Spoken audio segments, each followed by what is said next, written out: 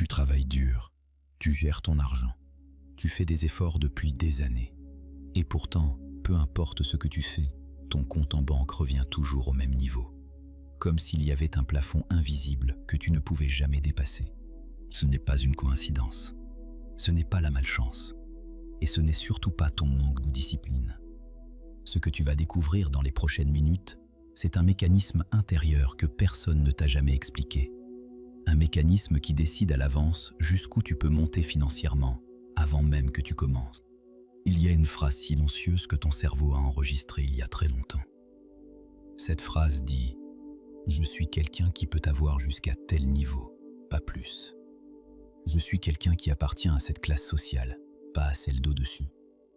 Je suis quelqu'un dont la place est ici. » Qui n'a jamais prononcé cette phrase. Mais elle a été gravée. Et tant qu'elle reste intacte, elle dirige toutes tes décisions financières dans l'ombre.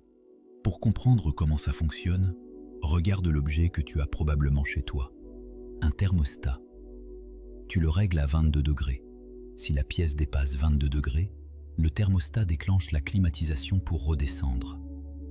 Si la pièce passe en dessous, il déclenche le chauffage pour remonter. Le thermostat ne juge pas. Il maintient le réglage qu'on lui a donné.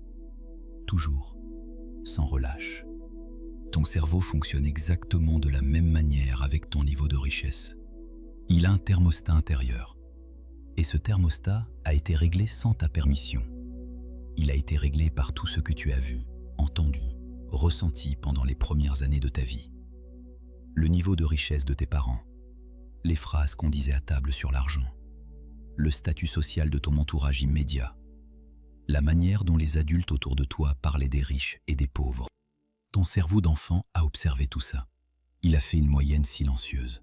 Et il a décidé, voilà mon niveau, voilà où je suis chez moi, voilà la zone où je suis en sécurité. Voilà pourquoi cette loi est avant tout une loi identitaire. Le thermostat n'est pas une stratégie consciente que tu peux changer en lisant un livre ou en suivant une formation. C'est une identité enregistrée dans ton corps. Et le corps obéit à l'identité bien avant d'obéir à la raison. Quand tu commences à gagner plus que ce que ton thermostat autorise, quelque chose en toi panique. Tu te sens illégitime. Tu te sens en danger émotionnel, même si rationnellement tout va bien.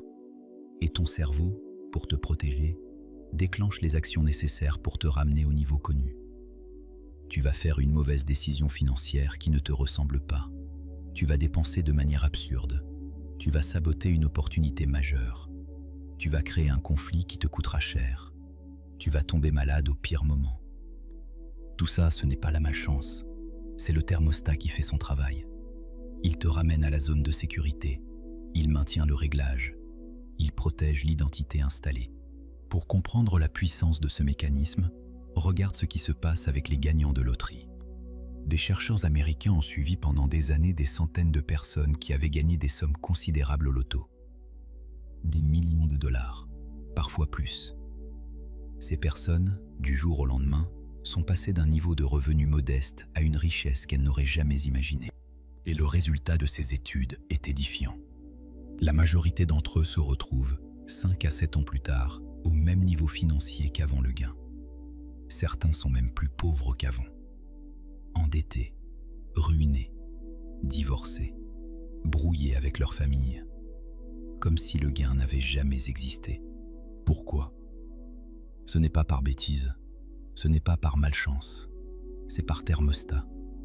Leur cerveau n'a jamais accepté ce nouveau niveau. Il a déclenché, mois après mois, toutes les actions nécessaires pour les ramener à la zone connue. Des investissements absurdes, des dépenses incontrôlables, des prêts faits à des amis qui n'ont jamais remboursé, des achats impulsifs, des conflits familiaux qui drainent les ressources. Le thermostat a fait son travail jusqu'au bout. Et ce qui est arrivé à ces gagnants de loterie t'arrive à toi, en plus petit, tous les mois. Chaque fois que tu gagnes un peu plus, ton thermostat te ramène. Chaque fois que tu vas dépasser un palier, il déclenche quelque chose qui te bloque. Tant que le thermostat n'est pas ajusté consciemment, aucune somme d'argent ne pourra jamais te faire changer de classe. Comment reconnaître ton thermostat quand il se déclenche ? Voici 3 signaux concrets. Premier signal. Tu reçois une somme inattendue et tu trouves immédiatement une raison de la dépenser. Un imprévu surgit pile au bon moment. Une voiture qui tombe en panne, un appareil qui lâche, une opportunité d'achat qui semble urgente. Comme par hasard, ce n'est pas le hasard, c'est le thermostat qui agit.